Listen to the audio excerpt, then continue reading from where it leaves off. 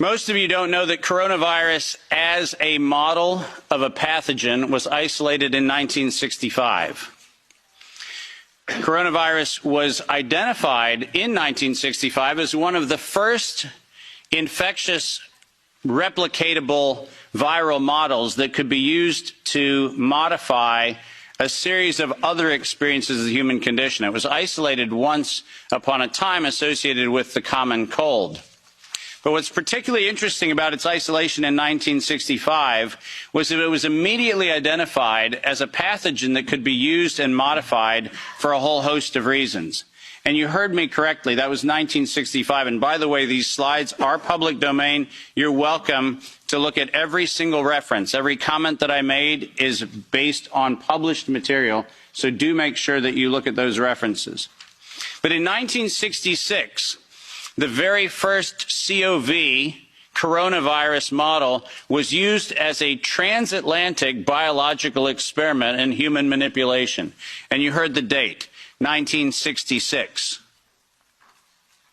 I hope you're getting the point of what I'm saying. This was not an overnight thing. This is actually something that's been long in the making. A year before I was born, we had the first transatlantic coronavirus data sharing experiment between the United States and the United Kingdom. And in 1967, the year I was born, we did the first human trials on inoculating people with modified coronavirus. Isn't that amazing? 56 years ago, the overnight success of a pathogen that's been 56 years in engineering. And I want that to chill with all of you. Where were we when we actually allowed, in violation of biological and chemical weapons treaties, where were we as a human civilization when we thought it was an acceptable thing to do to take a pathogen for the United States and infect the world with it?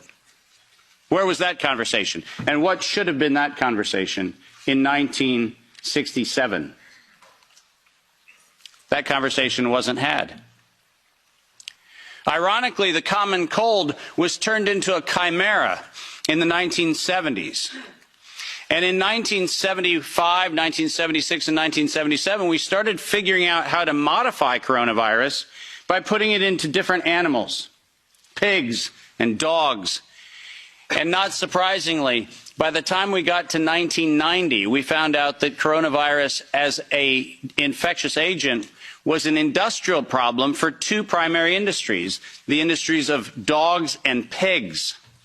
Dog breeders and pigs found that coronavirus created gastrointestinal problems, and that became the basis for Pfizer's first spike protein vaccine patent, filed, are you ready for this, in 1990. Did you hear what I just said? 1990. Operation Warp Speed? I'm sorry.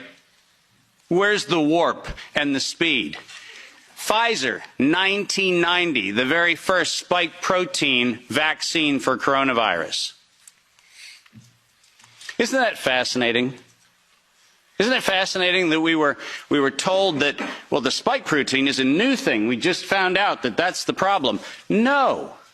As a matter of fact, we didn't just find out it was not just now the problem. We found that out in 1990 and filed the first patents on vaccines in 1990 for the spike protein of coronavirus.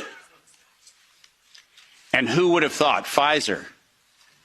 Clearly the innocent organization that does nothing but promote human health. Clearly Pfizer. The organization that has not bought the votes in this chamber and in every chamber of every government around the world. Not that Pfizer. Certainly they wouldn't have had anything to do with this. But oh yes, they did. And in 1990, they found out that there was a problem with vaccines. They didn't work. You know why they didn't work?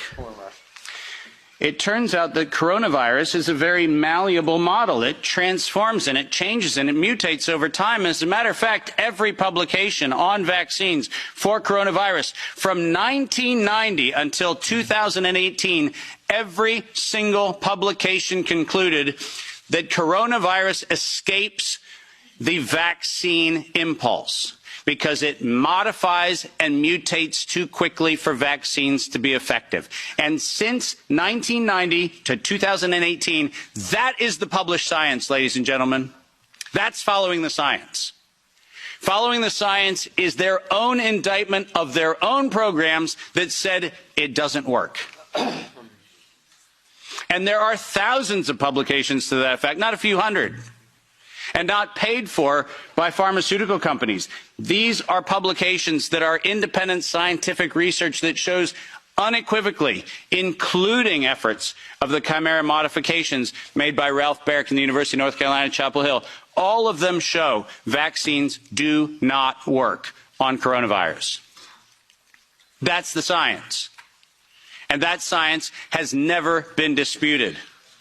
But then we had an interesting development in 2002. And this date is most important. Because in 2002, the University of North Carolina, Chapel Hill patented, and I quote, an infectious replication defective clone of coronavirus. Listen to those words, infectious replication defective. What does that phrase actually mean? For those of you not familiar with language, let me unpack it for you. Infectious replication defective means a weapon. It means something meant to target an individual, but not have collateral damage to other individuals. That's what infectious replication defective means. And that patent was filed in 2002 on work funded by NIAID's Anthony Fauci from 1999 to 2002. And that work, patented at the University of North Carolina, Chapel Hill, mysteriously preceded SARS 1.0 by a year. Dave, are you suggesting that SARS 1.0 wasn't from a wet market in Wuhan? Are you suggesting it might have come from a laboratory in the University of North Carolina, Chapel Hill? No, I'm not suggesting it. I'm telling you that's the facts. We engineered SARS. SARS is not a naturally occurring phenomenon. The naturally occurring phenomenon is called the common cold. It's called influenza-like illness. It's called gastroenteritis. That's the naturally occurring coronavirus. SARS is the research developed by humans weaponizing a life system model to actually attack human beings. And they patented it in 2002.